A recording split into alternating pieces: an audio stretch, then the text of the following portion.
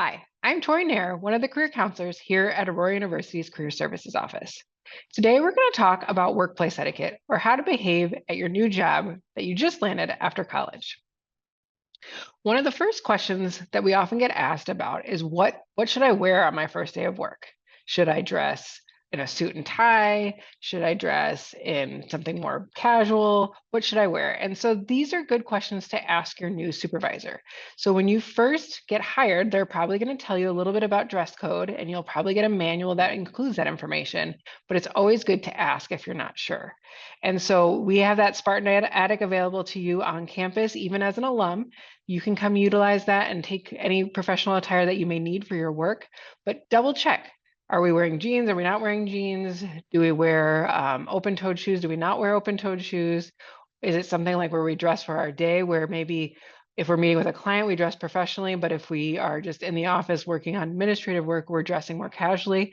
These are all good questions to ask. The next big question we get asked a lot is, what else do I need to keep in mind when I'm working?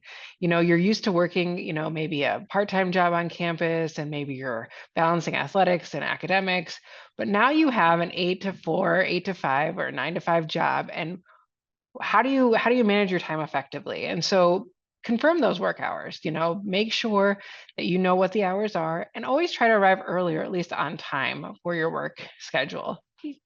Arrive on time for meetings and appointments, prioritize your projects and deadlines.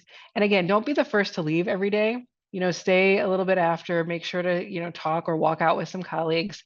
That shows your dedication to the work that you're doing in the office. Build relationships. So communicate responsibly. So make sure to talk to people. Don't just sit at your desk and avoid conversations. Make sure to have those conversations and communicate with your colleagues. Avoid gossip though. Don't, if somebody's trying to kind of spill the tea on somebody else in the office, don't fall into that trap.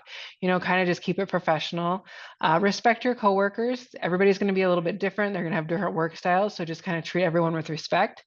Say yes to social gatherings, not all social gatherings, but if they're getting together after work for a drink, or if they're going to Top Golf to play after work, or they are inviting you to lunch, I would say yes, because that's a good way to get to know your colleagues outside of the work environment.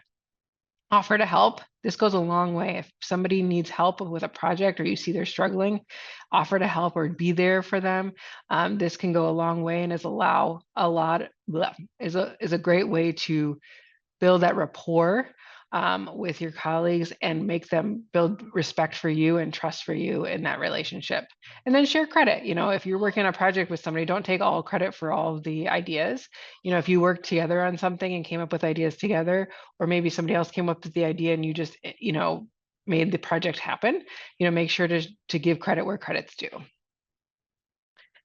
Again, ask questions. This is not about, I need to know everything. You're not going to know everything in your work environment. So ask questions, don't be afraid to ask, but definitely look up the information on your own as well. So if you take initiative, look up the information. If you can't find it, then ask questions.